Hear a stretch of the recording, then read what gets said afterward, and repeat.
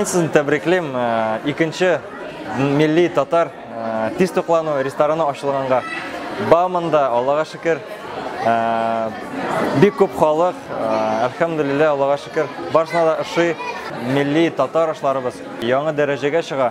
Түбәтәй проекты белән татар ашларына яңа гомер бирәбез. Актуальлаштырып, үзләрен алга алып барабыз. Аллага шөкер, әбиләребез, әти-әниләребез горурлансыннар, сөенсеннәр.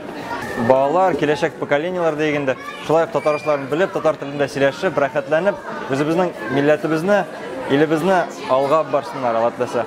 Сейчас мы планируем развиваться именно в формате ресторанов быстрого питания. Ресторанная вторая точка, да? Да. А первая точка где? Первая на улице Кремлевская, 21.